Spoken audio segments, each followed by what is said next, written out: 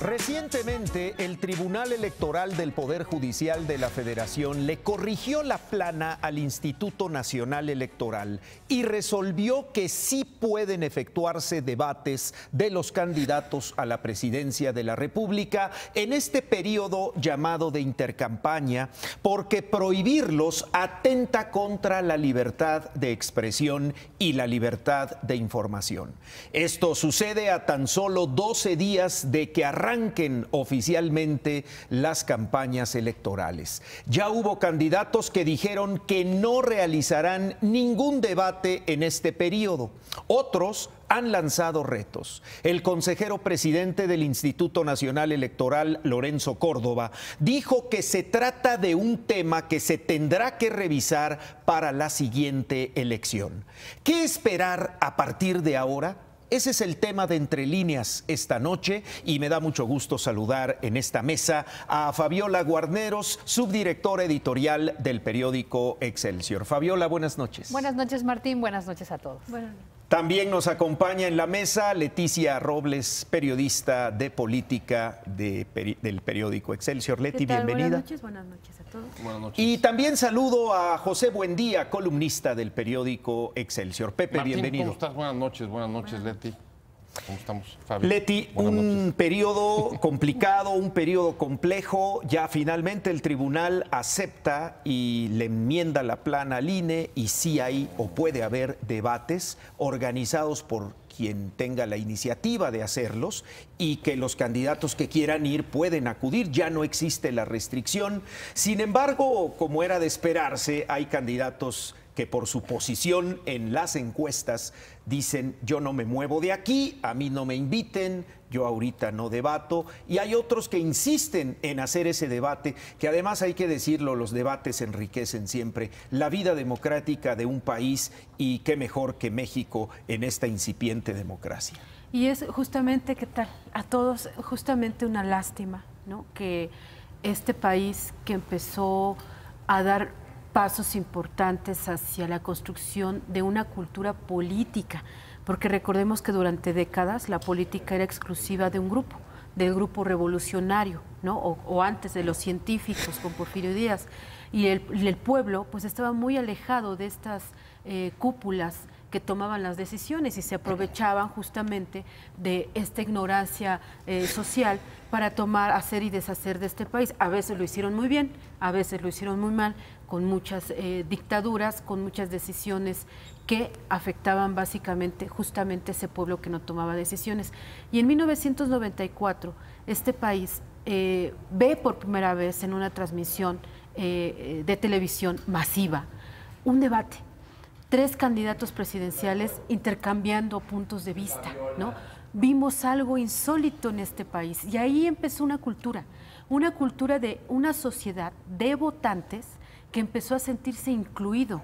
Esos votantes que en 1997 le quitaron la mayoría al PRI en el Congreso, al menos en la Cámara de Diputados, que en el 2000 le quitaron la presidencia al PRI, que en el 2006 le refrendaron la presidencia al PAN, por ciertas circunstancias de animadversiones de tendencias políticas en aquel tiempo, que en el 2012 se los regresó otra vez al PRI. ¿Por qué? Porque veía la diferencia entre Juan, Pedro y Toño, ¿no? Y ahora es realmente lamentable observar que por cálculos de estrategia política haya candidatos que dicen: yo no voy a dialogar. Miren, yo me ponía a pensar, yo cubrí muchos años la fuente universitaria y era tan común ver que en la Ibero, que en la UNAM, algunas a campos de la UNAM, que en la universidad, que en el Tecnológico de Monterrey, o ITEX, que es su verdadero nombre, el TEC de Monterrey, pues la comunidad estudiantil, qué mejor que la pluralidad de la comunidad estudiantil y académica de una institución educativa de enseñanza superior, citaba a los candidatos. Iban, a veces podía reunirlos a todos, a veces iba uno una semana, el otro otra semana, que a fin de cuentas es un diálogo. Recordemos que hasta Zedillo fue a la Facultad de Contaduría cuando el CEU, allá en el incipiente PRD, pues lo hizo sus espectáculos de quererlo sacar, pero él ya había hablado, ya se había comunicado con una parte de la comunidad UNAM. Entonces, esto ya no lo estamos viendo. Díganme qué candidato o qué grupos de candidatos están yendo a las universidades a hablar con las comunidades. Ninguno. No. No están yendo, por ejemplo, a foros de los empresarios. Qué bueno, qué bueno. Son un sector muy importante. Son los que generan la riqueza en este país, pero y los foros que tienen que ver con los que también generamos la otra parte de la riqueza del país, Claro. no están hablando. Entonces, no hay espacios y no quieren ir a los medios, que son, digamos, la forma más fácil de socializar o de masificar un mensaje. Qué lástima. Fabiola. Hoy quiero ser como la abogada del diablo, ¿no? Y del diablo me refiero a los tres. ¿Cuál de los A los tres, ¿no? Soy la abogada de los Correcto. tres. Te voy a decir por qué, Leti. Porque la culpa la tuvieron desde el origen los partidos políticos que en el Congreso de la Unión aprobaron las reformas electorales y establecieron un periodo de intercampaña que quién sabe, quién entiende qué es, porque cuando el INE le toca poner las reglas, es decir, bueno, vamos, intercampaña significa tal, el tribunal viene y le baja todo. Entonces, es una maraña electoral que causa, y ahí voy a ser el abogado, que causa un sinsabor, un no me muevo de aquí porque si el INE me multa, porque si el PAN me impugna, porque si la coalición de Morena también. Entonces, eso también inhibe la participación. Y te voy a explicar, ¿de qué sirve que en estos días, que además ya se acaba, la intercampaña acaba el 30, o sea, en una semana... Ya. Se acabó. Y además una vacaciones Semana de Semana Santa, Semana Santa. y de Pascua, como para qué un debate en medios de comunicación, instituciones, cuando todo el mundo va a estar de vacaciones, incluidas las instituciones educativas, digamos por fechas, por temas. ¿De qué pueden, si en la intercampaña no pueden ni pedir el voto ni hablar de las propuestas? Entonces, ¿de qué se van a decir o entre qué se van a debatir o qué van a cuestionarse si no lo pueden hacer? Porque el periodo de intercampaña, según el INE, no pueden hacer ni pedir el voto ni hablar de las propuestas. ¿Cómo para qué? Y la otra, ya hay una invitación del TEC de Monterrey para los candidatos, pero están para los 20 y tantos de abril. Quiere decir que es después de Semana Santa. Claro, en las Quiere decir campañas. que el ejercicio sí se va a hacer, pero fue inhibido por este periodo de intercampaña que quién sabe qué signifique y que fueron los partidos, los propios responsables de ponerse el grillete en el pie. Y la otra, no, sí están participando, Leti, porque ya fueron con los empresarios y ya fueron con los banqueros y ya fueron con los vivienderos y fueron los tres, ¿no? Entonces sí están hablando. Pero ¿no será que está muy acotado el sector empresarial, financiero, que no es todo el entorno social que tiene este país tan plural, por ejemplo? Pero ya te digo, el TEC de Monterrey ya los invitó y la fecha es 24, 25 de abril, si no más recuerdo, a reserva de precisarles los días, pero ya está la invitación. Correcto. Para que vayan los tres. Ya está. No sé la UNAM si ya los invitó. No. No sé qué otros sectores. También es responsabilidad de los otros sectores que quieran escucharlos, ¿no? O los candidatos. Ay, invítenme. O sea, por eso hoy sí soy la abogada de los tres diablos. Pepe, buen día. La verdad es que Leti decía, los debates son parte de las estrategias de los partidos y en ese punto coincido con ella. Tenemos poca tradición de debates. Lamentablemente han sido además debates que se han parecido más a monólogos, con formatos muy rígidos que han dificultado, digamos, el contraste, el comparar puntos de vista. Pero en cualquier caso, sí hay que comenzar por destacar que los debates son imprescindibles en cualquier proceso democrático, porque son los que permiten justamente poder cotejar, poder comparar, poder analizar las distintas propuestas, ¿no?, en la competencia electoral. Pero al mismo tiempo, evidentemente, los debates se han convertido parte del litigio. No es la primera vez que la asistencia o no a un debate se ha convertido en incluso en uno de los mayores errores que pudo haber cometido un candidato, en este caso López Obrador. Con aquella famosa silla vacía, ¿se acuerdan? Exacto, cuando no, Y lo está volviendo a no repetir, quiso, ¿no? ¿Quién fue el primero que dijo yo no voy? Sí. cuando no quiso ir, ¿no? ¿Se acuerdan? En aquella oportunidad. Afortunadamente, y creo que eso hay que agradecérselo a la última reforma electoral, por lo menos en esta hay 2 obligatorios por ley, que obligarán, perdón por la redundancia, a que tengamos, serán 3. a que tengamos debates. No sabemos cuántos vayan a estar en el debate, porque es una interrogante, pero por lo menos los 3 candidatos de las coaliciones grandes ahí van a estar. Si no debaten en la intercampaña, ahí coincido plenamente contigo, es un asunto en buena medida de estrategia. Y ahí lo que me preocupa más bien es no tanto la respuesta o no de acudir al debate, sino la falta o la dificultad de entender las estrategias de los propios candidatos. Pensemos en un repaso rapidísimo. Vaya o no vayan al debate, ¿cuál es la estrategia, por ejemplo, del candidato de México al Frente, de Ricardo Anaya? ¿Cuál es? ¿Qué es lo que está haciendo y qué es lo que pretende hacer con su campaña? Un candidato que, según las encuestas, puede estar situado en el segundo lugar y sabemos que el objetivo es pelearla al final con López Obrador, pero ¿y cómo va a llegar si hasta ahora, por ejemplo, lo que hemos visto es pues que no ha podido hacer básicamente campaña porque la mayor parte de su tiempo se la tiene que pasar tratando de convencer o explicar de que no ha ocurrido, que es inocente, exacto, que no ha incurrido en un delito electoral. Pensemos en el caso de Mid. ¿Cuál es la estrategia de Mid? En serio, ¿cuál es? A mí no me acaba de quedar claro. Por lo pronto también veo que es un candidato que la mayor parte de su tiempo tiene que estar tratando, digamos, de evitar, evadir, ya sea los negativos que no ha logrado quitarse digamos, de la participación activa del propio gobierno federal que se proyecta en la campaña, por ejemplo, con el caso de el mismo Anaya y la intervención de la PGR, que por cierto el INE le recomendó ya retirar los spots. Pero que también buena parte del tiempo tiene que estar esquivando, lo que me parece un error, situaciones como las denuncias de Sedatu y de Sedesol. Incluso el último caso esta semana, la semana que concluye ahora, de César Duarte.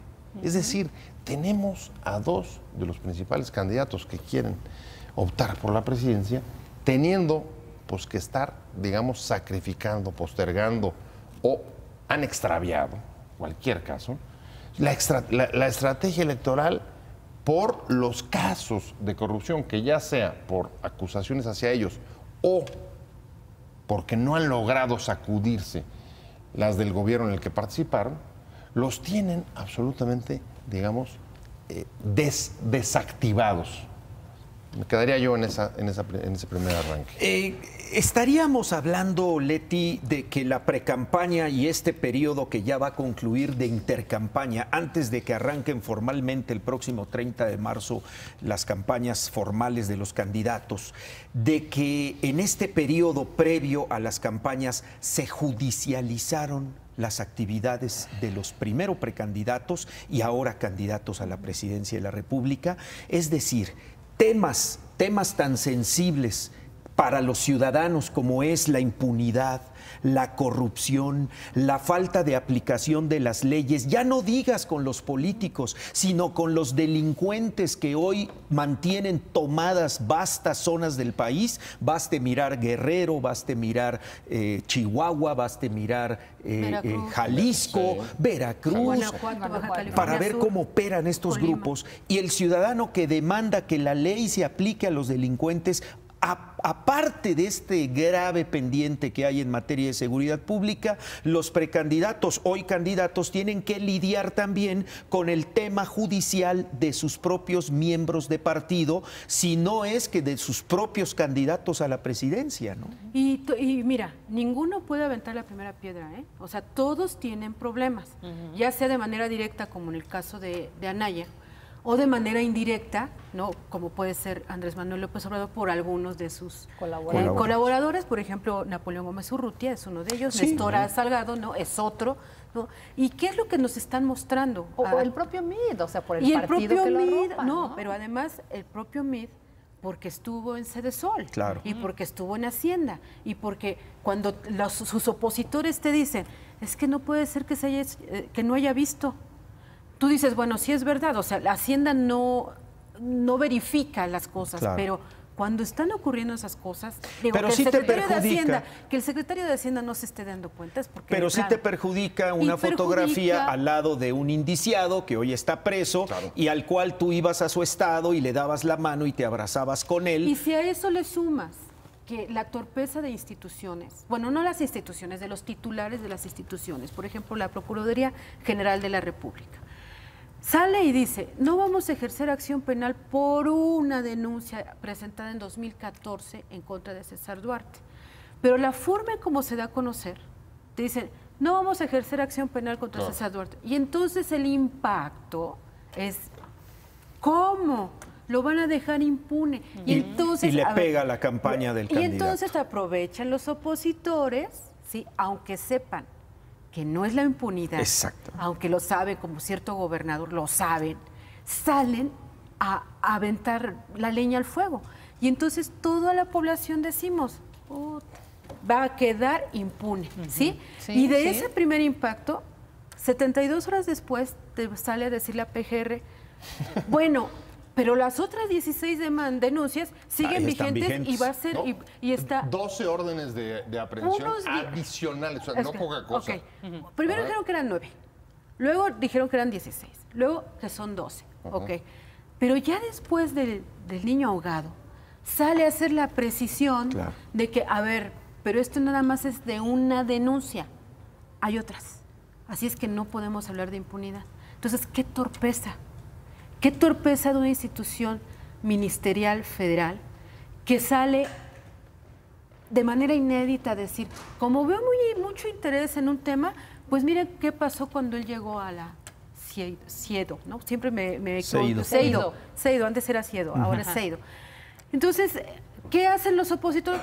Pues echarle más leña al fuego. Entonces, evidentemente, como dice Pepe, que no sabemos cuál es su estrategia, porque hoy dice, no soy priista, y mañana dice, soy priista, y luego vamos en contra de los corruptos, y luego está viendo y no ve las torpezas del Ministerio Público Federal, por ejemplo, ¿no? Entonces, vamos a ir a una pausa, retomamos el tema, regresando de estos mensajes, estamos entre líneas, por supuesto, en Excelsior Televisión.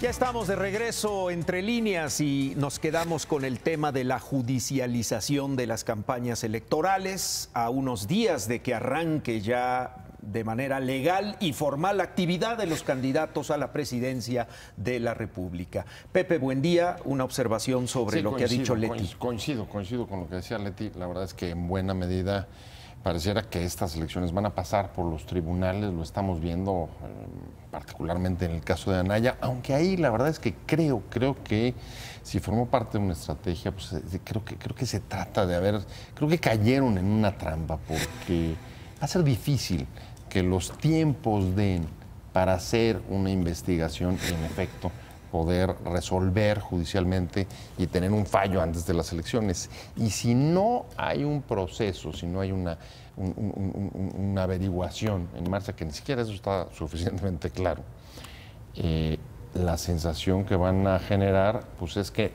se carecían o no tenían las pruebas suficientes para poderlo haber procesado. En cualquier caso, me parece que si las cosas siguen de esta manera, pues sin ser procesado, sin ser investigado, pues el que va a salir fortalecido va a ser el propio Anaya. Y creo que hay otro aspecto importante dentro de la judicialización que no podemos perder de vista, y es que en esta confrontación de acusaciones y denuncias, la elección mexicana está llegando a instituciones internacionales. Y ahí está la OEA. Han sido los propios partidos mexicanos, a pesar de que el vocero y los distintos partidos coinciden en que la elección es un asunto solamente de mexicanos, han sido los propios partidos, el Frente y el PRI, los que han llevado a la OEA a ventilar el caso Anaya. Y ya ha habido, o comienza a haber, pronunciamientos por parte de la propia Organización de Estados Americanos, que no creo que estén cayéndole nada bien aquí internamente, y han sido sobre dos aspectos. Uno, lo inaceptable de la violencia política, ellos dicen entre casi queda 4 o 5 días, cada 4 o 5 días hay un crimen político en México. Asesinan un candidato, a alguien que aspira a ser alcalde. Bueno, acaba de publicar Excelsior, acabamos de publicar 64 van, desde que empezó el periodo, el proceso electoral. Desde 2017 a la fecha, 64 muertos. Yo creo que ni 64 siquiera candidatos. en la época de la posrevolución, el inmediato de la posrevolución, se generaban tantas muertes o asesinatos de candidatos, ¿no? Pese a las revueltas constantes que había. Ahora, yo coincido con Pepe en el tema justo eso, ¿no? De cómo va a quedar la PGR, ¿no? Parada ante este acontecimiento, porque efectivamente lo único que ha demostrado es que está siendo utilizada políticamente, y la señal que manda al electorado es que por eso hay impunidad, porque en este país no pasa nada, porque cuando las instituciones tienen indicios, pruebas, no actúan, lo usan políticamente, lo usan en tiempos electorales y después no pasa absolutamente nada. Y peor aún, entonces, del lado de las instituciones, en el caso de la PGR, pues muy mal, ¿no? No podemos resolver otras situaciones como lo de Ayotzinapa. ¿De verdad es tan difícil resolverlo? Pero sí acusamos a un candidato y luego decimos que no, y luego difundimos videos que los medios pidieron, no sé qué medios, y luego, bueno, siempre no, el INE interviene y lo calla. Es decir, qué mala imagen estamos dando del uso político de cualquier institución. Y eso ya se da muy bien cuenta el ciudadano, ¿eh? Entonces yo sí creo que tienes razón, ahí el que pierdes las instituciones y victimizan a Anaya. Ahora, incluso te diría, creo que es más allá de una mala imagen. Me parece que los asuntos se están ya ventilando ahí. Ahí está, por ejemplo, en el caso de Anaya, la postura que tomó esta semana la OEA diciendo, respecto de las versiones encontradas que hemos tenido de los partidos políticos mexicanos en el caso de Anaya, ya lo turnamos a la Comisión de Asuntos Legales para ver cuál va a ser la postura que deberá tomar la OEA, pero en principio la primera manifestación es, creemos, así dice la OEA, que es mejor investigar cuando son candidatos antes de que lleguen a ser presidentes. Es decir, empiezan a haber ya posicionamientos respecto de los asuntos y vamos, internos. la OEA interviene otro, ante un conflicto, pues, o sea, esto es síntoma de que hay un conflicto que amerita o ameritaría la intervención de una delegación internacional que incluso a nivel de observadores van a estar aquí el 1 de julio, ¿no? Sí, Pepe? Pero eso, bueno, ellos Eso siempre es, mandan observadores. No, sí, pero hoy, en este hoy caso, este elemento adicional del que habla Pepe, ¿no? En este caso yo lo que creo es que estamos viendo también en este afán de las apuestas mediáticas, estamos viendo una serie de contradicciones espantosas. Te dice el PAN, es que el PRI usa las instituciones de manera electoral, o facciosa, ¿no? Dices, sí es verdad, o sea, tampoco puedes taparte los ojos con un... Pero sí el PAN utiliza la posición de sus senadores y que tiene la presidencia de la Comisión de Relaciones Exteriores en el Senado para acceder a la OEA y llevar las cosas a la OEA para un trámite rápido, porque no es lo mismo que tú y yo, Martín, vayamos a quejarnos como ciudadanos ante las instancias de la OEA, que tiene un proceso ordinario, a que vayas tú, presidente de la Comisión de Relaciones Exteriores del Senado de la República, a la OEA. Entonces, el papelito tiene un tratamiento distinto. Y luego el PRI, que se queja de eso, de que es que están también utilizando la posición de los senadores, utilizan el background de la exsecretaria de Relaciones Exteriores, Claudia Ruiz Massieu, para llegar directo con el mero mero de la OEA. Entonces, es un juego en el cual ellos dos y todo el país va a resultar afectado, para bien o para mal. Ojalá para todo el país sea para bien, ¿sí? Pero, ¿qué va a pasar, por ejemplo, si la OEA dice que Ricardo Anaya no debería de ser candidato porque fue parte de un hecho, objetivamente, donde hay un problema legal, donde hasta la firma del notario no es de él? Entonces, como está involucrado, no debería... Imagínense qué pasaría si la OEA hace eso. El Frente va a decir...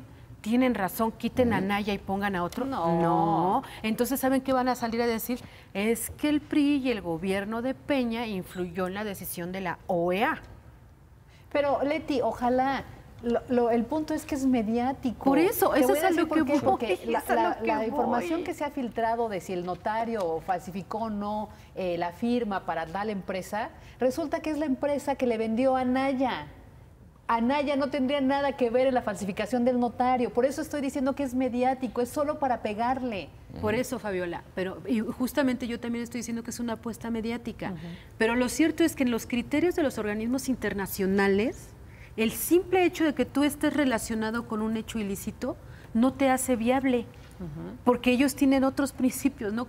Otros criterios, no son principios, otros criterios. O sea, nosotros podemos decir, Por bueno, eso. es que no le agarró la pata a la vaca, ¿no? Pero estaba cerca de la vaca, entonces no es correcto. Pero finalmente es una institución de mucho respeto internacional, pero que no pasa absolutamente nada. O sea, Pregúntale ¿qué puede a- hacer aquí? pregúntale a Maduro. Es justo.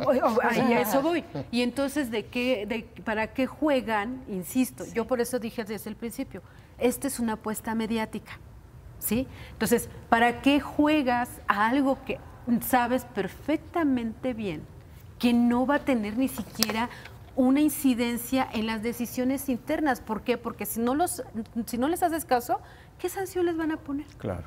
¿Qué va a pasar? Por lo Nada. pronto, por lo pronto lo que sí puedes decir es que seguramente será o sentará un precedente el hecho de que los propios partidos políticos hayan acudido a las Exacto. instancias internacionales a ventilar y a tratar de dirimir ahí sus conflictos internos, cuando hay muchos otros conflictos que tienen que ver también con la política interior del país, como es el caso de Ayotzinapa. Ahí está el informe de la ONU.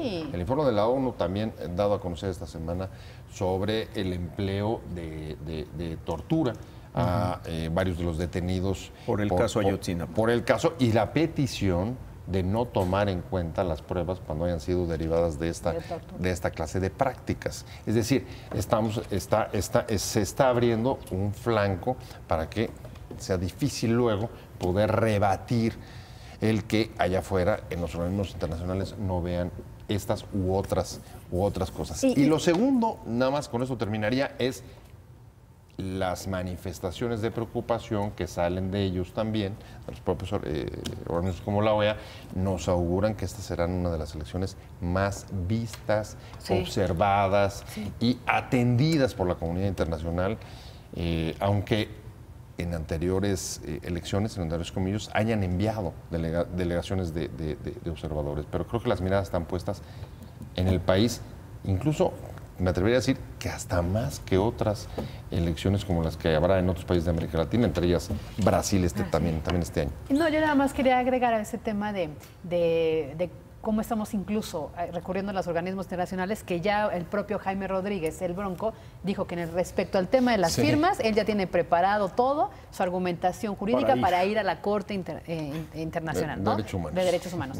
Pero además, le estamos sumando, hablando de rayas al tigre, fíjense, le estamos sumando rayitas al tigre en el escenario internacional. O sea, México ya no solo es el país de narcotráfico, ya no solo es el país donde se desaparecen, no solo normalistas, sino también italianos. Ojo, México ya no solo es el país donde, pasa donde las embajadas o los países de Canadá y Estados Unidos te dicen no vayas a Playa del Carmen porque esto es un caos.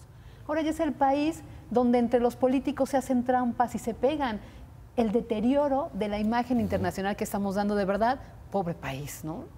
Y fíjense, es realmente lamentable. Recordemos que hace unos años, 4 años, México fue reconocido por la madurez política de crear el Pacto por México, que le permitió aprobar 10, porque la 11ª, digamos, la laboral, esa es de Calderón. Sí. O sea, no hay que quitarle ya venía, la autoridad, ¿no? eso ya venía. Pero 10 reformas estructurales con el consenso de todas las fuerzas políticas. Y que estarían en juego si hay un giro en quién gana la elección. Yo creo que ese es uno de los elementos por lo que a nivel internacional están viendo de manera muy particular las elecciones en México. Porque, a ver, estamos hablando de cantidades impresionantes de inversiones a nivel internacional. Cantidades impresionantes, ¿no? Comprometidas, sí. Que, a ver, si imaginemos un inversionista francés que no está viviendo aquí, no conoce a López Obrador y escucha por un lado que le dicen es que es igual que Maduro. Y el otro lado que dice, no, no es igual que Maduro. Está invirtiendo millones sobre millones de dólares. ¿Qué seguridad jurídica tiene? Porque todo el mundo sabe que el chavismo en Venezuela nacionalizó todo, los dejó sin nada.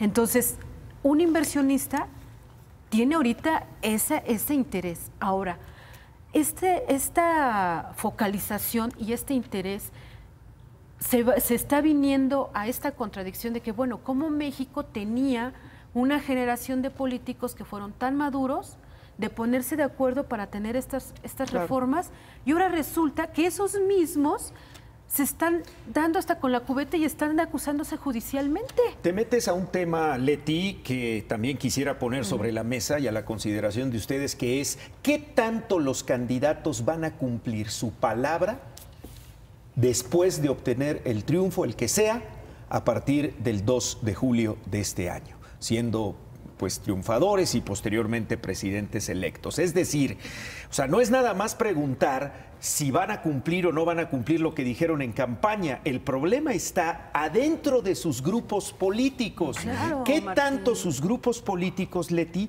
podrán respaldar a José Antonio Meade o a Ricardo Anaya o a López Obrador y decir, eso que dijiste hace 2 meses en un acto político, los que te llevamos a la presidencia no lo apoyamos y nosotros queremos otro giro en la forma de gobernar?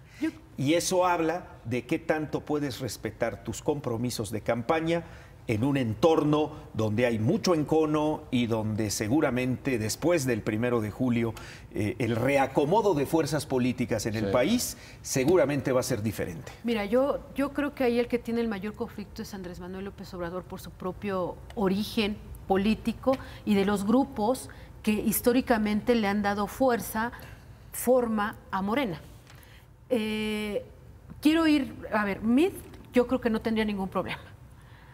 Anaya, yo creo que solamente tendría cambios a lo que está ocurriendo aquí en México en materia de leyes que tiene que ver con la reforma fiscal, ¿no? O sea, es parte de ella, siempre la han impugnado. Lo demás me parece que seguiría igual. Aquí el problema de López Obrador es que estamos viendo dos modelos.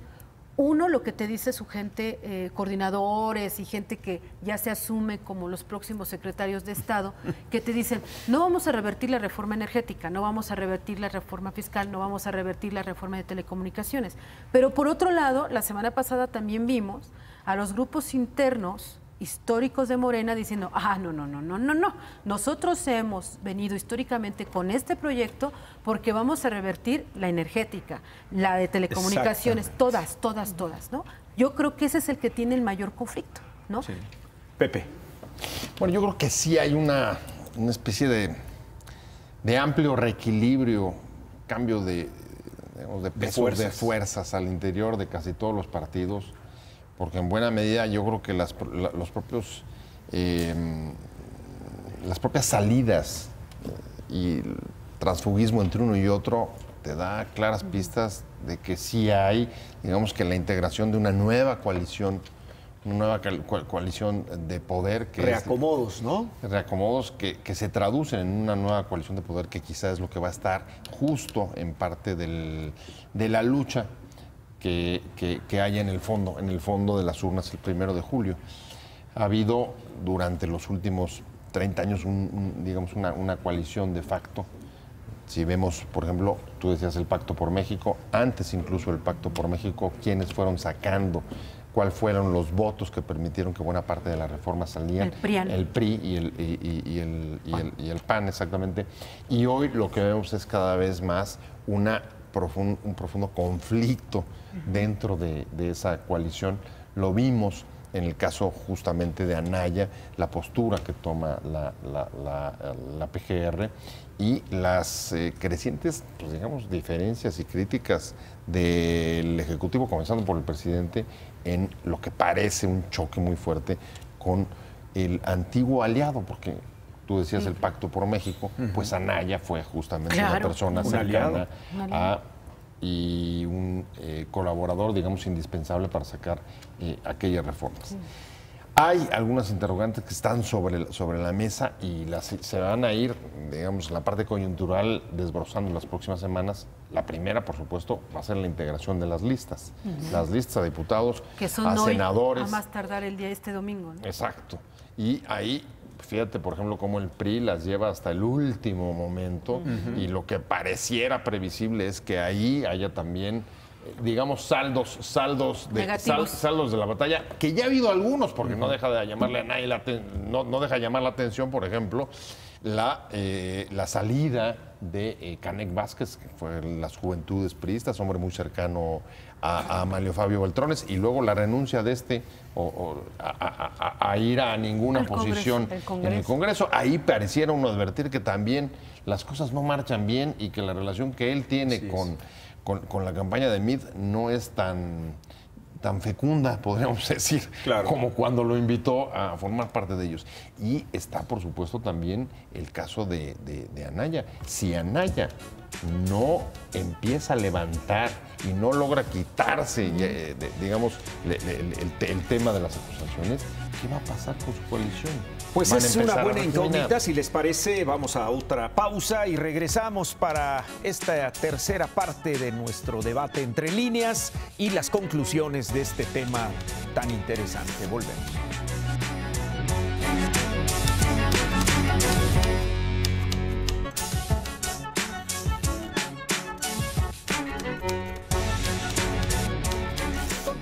Entre líneas y Fabiola Guarneros tiene una observación de lo dicho por José Buendía antes de ir a la pausa. Adelante. Sí, Fabio. es que voy a retomar mi papel de abogada del diablo del principio. Y justo voy a decir esto, ¿por qué hoy, en este periodo que queda ya muy poco, no quieren debatir los candidatos? Porque ya uno dijo que sí va Anaya y Andrés Manuel. Pero Andrés Manuel dijo que él no, o sea que no, muchísimas gracias. Entonces no van a debatir, porque si hubiera un interés real, Mid podría decir, pues vamos, Anaya, tú y yo. Finalmente el pleito somos nosotros, ¿no? Es contigo. ¿Por qué no? Porque justo también tienen ahorita una crisis interna los partidos que van a tener que hacer operación cicatriz si no quieren llegar tan raspados en la elección del 1 de julio al Congreso de la Unión. Y retomo lo que tú dijiste, efectivamente, la salida de Canek, uno de los operadores políticos del PRI, de esos de a pie, a quienes no les, y retomo tu pregunta, a quienes no les cumplieron las candidaturas prometidas, porque esa es la realidad. Las fugas que estamos viendo de los partidos hacia otros es porque no cumplieron los compromisos, porque no les cumplieron a los militantes de piso, de a tierra, que habían llevado años construyendo esas candidaturas, se las dieron a otros, ¿no? A los arribistas de cualquiera de los tres, ¿no? Entonces, si tienes una crisis donde Canek, que es operador político, se va, donde Manlio Fabio Beltrones, su jefe, que es lo que estabas diciendo, dice, pues yo ya no voy al Congreso, o sea, ya se sale de las pluris, y dice, si me habían contemplado y de suplente o no, pues no, muchas gracias, porque yo voy a buscar hacer gobernabilidad desde otros foros. ¿Desde dónde? ¿Pactando con Morena? Lo que dijimos el programa pasado, ya no había PRIAN y aquí lo bautizamos, hablábamos del primor, ¿no? Entonces, esto es lo que está pasando. ¿Tú crees que ahorita tienen tiempo de debatir cuando en el interior se les está de verdad desfondando los partidos? Y tú tenías un dato de una tesis de los morenistas, ¿no, Leti? O sea, también los morenistas no están tan conformes. No están tan conformes porque pues son grupos que vienen desde muy atrás. ¿Qué tanto va a muchos afectar años. esto? La incomodidad interna de algunos militantes que no fueron consentidos, que no fueron apapachados en las listas que ya deben estar difundiéndose en un rato más. ¿Qué va a pasar al interior de esos partidos de cara al 1 de julio y después del 1 de julio? Mira, yo lo que creo es que esto está demostrando que los partidos carecen de liderazgos reales que permita esta operación cicatriz. Están cometiendo errores. El PAN tiene enconos internos. El PRI, y a partir de en unos minutos que se conozcan los nombres, tendrá peores enconos. Y Morena, a ver, estamos viendo un partido que están entrando priistas, panistas, religiosos, del PES, todo el mundo está aquí y están ex líderes sindicales y todo el mundo está teniendo un puesto. Y yo les digo, y los nombres tradicionales que acompañaron a Andrés Manuel López Obrador desde el PRD, ¿dónde están? ¿Qué va a pasar? Ninguno. Entonces, ¿les está dando una patada acaso Andrés Manuel porque se dio cuenta que estos grupos tan radicalizados ya lo habían estigmatizado y habían generado es un peligro para México? Entonces, ¿los está haciendo a un lado? ¿No les va a compartir el pastel?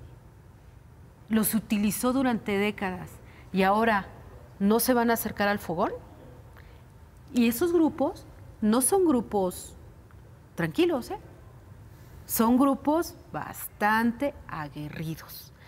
¿Quiénes encabezaron, si recordamos, en mayo de 2012, todas las marchas y todo lo que tuvo que ver con el 132 o 131, somos más de 130?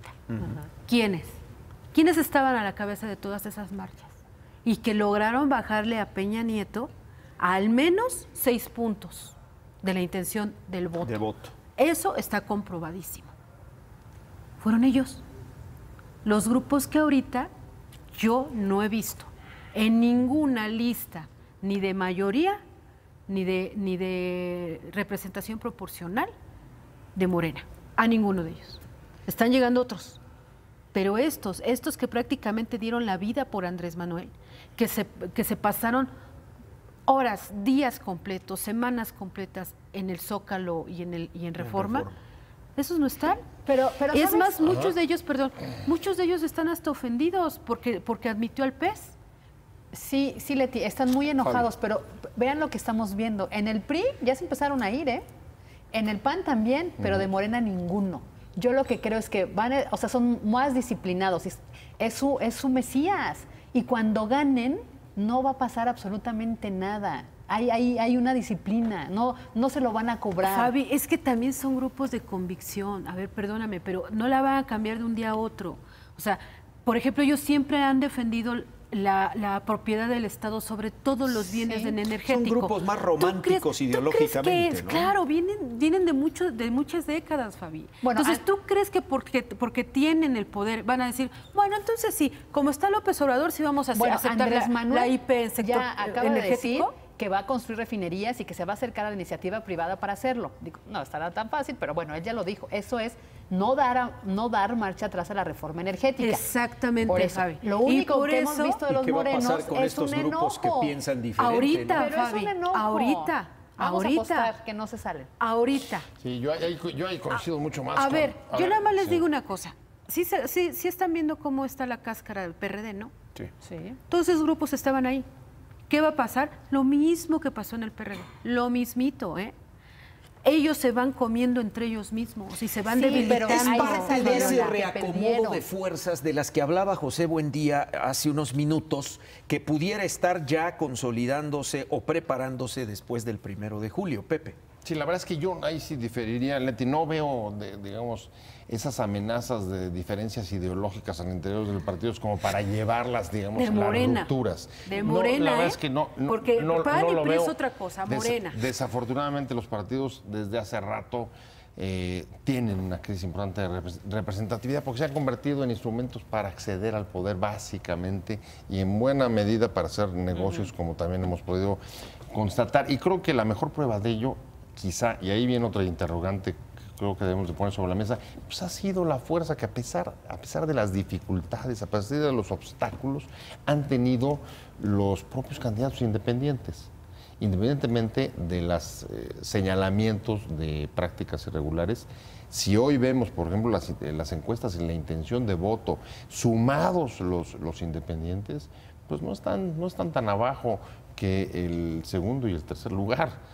Eso me parece que es un síntoma del rechazo que hay dentro de la población de los partidos tradicionales. Por eso, porque se han vuelto en Pero eso que tiene que maquinarias. ver con la contradicción interna del partido. Porque ahí te va. Porque a fin de cuentas, Sí. los que están en el partido, pues sí creen en los partidos. Pero Porque te en voy a buena decir por qué. medida han dejado de ser vehículos de representación de los intereses de la gente porque no tienen posturas, digamos, de ideas o ideológicas fuertes. Sí, Pepe, Me parece pero eso que esa es una respecto de la expresión. gente de fuera, pero estamos hablando de los que están adentro. Los que están No, y adentro se mueven particularmente de según- Morena, que es Por un eso partido muy diferente a cómo se han conjuntado los intereses en el PRI o en la Yo te coalición voy a por decir, México al frente. yo te voy ¿no? a responder Fabi. por qué no va a haber esa crisis, porque solo se va a quedar en el pataleo, en el enojo, en alguna A ver. tuit, en alguna declaración mediática. ¿Por qué? Porque han trabajado justo para ganar, porque ellos creen hoy que les toca ganar y porque ven muy de cerca la victoria. Y entonces, como han trabajado para ganar y creen que les toca ganar, pues no van a abandonar el barco que ahorita va a ganar, Leti. Y ahí coincido con Pepe, porque los políticos en los últimos años no les importan ni sus representados, ni las plataformas, ni las ideologías, ya lo verás. Exactamente, yo no estoy hablando de los candidatos, estoy hablando de los militantes. Sí, de la- Ajá, yo O sea, también. entonces, a ver, si los militantes de Morena, que son de convicciones reales, porque no podemos negarlo, tienen años en esas tendencias. Si ellos lo único que quisieran es ganar, estuvieran siempre en el PRI, ellos tienen orígenes en el PRI, No, o se porque hubieran tienen ido un al líder, PAN. tienen un líder mesiánico. A ver, No, permíteme, está sí, claro, permíteme. es un voto antisistema. Tienen un líder que representa sus convicciones. En la medida en que Andrés Manuel no represente ya sus convicciones, aunque vaya a ganar, a ver, imagínate que yo soy uno de esos dirigentes históricos, permíteme. Yo siempre he pensado en la nacionalización del petróleo. El señor ya dijo que no lo va a volver a nacionalizar. Ya no me está representando. Leti, Entonces Va a estoy haber un hablando enojo de ahí. claro, Leti, y claro pero que eso- va a tener un impacto. Eso ya pasó. vas muy- Ey, te lo cuento. Pasó cuando la primera fractura en el PRD, pasó cuando se fue Cárdenas. Eso ya se decantó. Los que estaban con Cárdenas se quedaron con Cárdenas, los que se quedaron los Chuchos y las Barrales se quedaron con ellos. Los fieles de Andrés Manuel se quedaron con ellos y lo van a acompañar hasta que ¿Cuánto vas gane a que y no? se van a quedar ahí. Por eso ¿Cuánto vas a digamos, que no? apostemos. Ha habido Por en los supuesto que no, últimos porque días, tienen- Leti, algunas tienen- manifestaciones Claro. de inconformidad de Pero los no propios se han grupos salido. al interior A de ver. Morena. No amenazan con salirse, No. pero ya hay Pero están ya hay una exigiendo el molestia. cumplimiento de los ofrecimientos históricos. A ver, hay personas como Paco Ignacio Taibo que la semana pasada dice, a ver, históricamente hemos dicho, vamos en contra de todas las reformas estructurales, en contra de todas las reformas estructurales. Y tu gente está diciendo que no las van a echar atrás. Necesitamos que nos garantices tú, Andrés Manuel, que sí vas a ir en contra de las reformas estructurales. Por eso yo digo, el que tiene el mayor conflicto interno es él, de definición. Ahora, tú dices, no se van a ir porque ya van a ganar. Perdón, yo no veo a Paco Ignacio Taibo como un ambicioso del poder por el poder. No lo veo. Es una persona que tiene convicciones. Podría estar yo en favor o en contra De lo de que él, piensa. coincidir Sí, o sí. no coincidir con él, pero algo hay que reconocerle. Gente como él sí tiene sus convicciones muy firmes. Y tú decías, es que esa discusión ya pasó. No, Fabi. A ver, los que eran cardenistas, ok, cardenistas y chuchos, sí, pero estos son otra bola. Sí. Los que no coinciden pero- con lo pero- demás. Pero te voy a La decir verdad- una la verdad cosa ya que la lo va a pro- mantener y que A los ver, une. Fabi. Que los une al equipo toda la gente de Andrés Manuel con los Paco Ignacio Taibo, ¿Qué que es? es voto antisistema. Y solo por eso, porque no llegue ni el PAN ni el PRI, se van a mantener para que llegue Morena. Te lo Sería como puesto. la mezcla que los Claro, mantenga ese unidos. es- Bueno, eso es lo sí. que piensa Fabi. Leti dice que no. Sí, Pepe. creo que el peligro que estás viendo es, en todo caso, será mucho más adelante porque dependerá incluso del resultado de las urnas, ver... Y de un probable a ver, ejercicio del poder, Si en el caso que ganara López Obrador, con qué mayoría, si lograría tener o no la mayoría del Congreso, porque todas esas, digamos, esas variables incidirían en la posibilidad de hacer o no, echar o no para Claro, abajo claro. reformas, etcétera. Yo creo que eso está mucho más adelante. Hoy, por lo pronto, sigue habiendo, me parece, interrogantes, además de las fracturas internas de los partidos, y es que vamos a llegar al inicio de la campaña electoral sin saber exactamente quién va a estar en la boleta, cuántos van a estar en la boleta. Y eso sí mueve, por supuesto, o va a mover la distribución de los votos a la hora de ir a las urnas el 1 de julio. ¿Cuántos de los independientes van a llegar? Se habla de que el INE va a llevar cumplieron. hasta el extremo la definición de los también independientes, ¿no? Porque van a notificar en las próximas horas, supuestamente, a los propios independientes si aceptaron o no las firmas, que es ahorita el gran problema, y de ahí va a depender quienes impugnen, como decía Fabiola, ya el Bronco dice que incluso iría a los organismos internacionales a impugnar el posible no registro, si es que eso decide el instituto, y habría un periodo, se abre un periodo de impugnación, creo que son 5 días para impugnar, y estarían resolviendo por ahí del 26, 27 de marzo quién tendría razón y quién no estaría en la boleta. Lo que dice Pepe es un ingrediente fundamental, Pablo. Sí. Ahí tiene mucho que ver porque entonces la correlación de fuerzas y los votos ya no se fragmentarían tanto. En el escenario de que solo vaya un independiente, pues finalmente los votos que quita al puntero o al segundo no tendrían mayor impacto. Ahora, regresando a lo que tú decías y apuntabas, sí, es muy importante. Una cosa es las promesas de ahorita, lo que cada candidato diga al foro al que va y lo que cada foro quiere escuchar, como el tema de la reforma energética, y falta que llegue al poder. Y llegando al poder, ¿cómo construyó la mayoría en el Congreso? Hay que ver quiénes llegan al Congreso y si va a poder o no hacer las reformas. O echar para atrás, o hacer nuevas, o mantener las que existen. O sea, todavía falta ese juego y por eso creo que los morenistas se van a esperar hasta ese momento. Sí, lamentablemente en ninguno de los tres, digamos, que se ve que estén, digamos, demasiado preocupados por, digamos, la vieja necesidad de ir construyendo un sistema con controles y con contrapesos que justamente nos eviten vaivenes, digamos, abruptos, que en general se dan cuando las decisiones comienzan a ser de una sola persona o cuando hay, digamos, un presidencialismo fuerte. A los tres los veo más bien tratando de, por lo menos en sus sueños, de reeditar esos viejos presidencialismos, esas viejas ideas de presidencias fuertes que además están absolutamente fuera de contexto, porque yo no veo facilidad para que se reediten como las conocimos en el viejo régimen autoritario, pero al mismo tiempo tampoco ves que haya, digamos, planteamientos serios como, a ver, ¿y cómo rescatamos las instituciones y logramos tener estos contrapesos y estos controles, tanto del Congreso como del el Poder Judicial, pues para poder tener un régimen democrático muchísimo más maduro y en el que las instituciones nos den certidumbre a todos? Y fíjate que, ¿sabes qué es lo más lamentable? Que estas discusiones como las que anticipa Pepe, las hemos tenido durante siglos. O sea, cuando este país empezó a nacer como una nación independiente, que se debatían entre liberales y conservadores, entre federalistas y centralistas, que cómo construimos las instituciones, sí es importante no tener contrapesos a partir del documento de Morelos, ¿no? Que si era necesario tener un presidencialismo fuerte, que si tenía que existir el Senado, luego lo desaparecieron, luego lo volvieron a poner, ¿por qué contrapesos?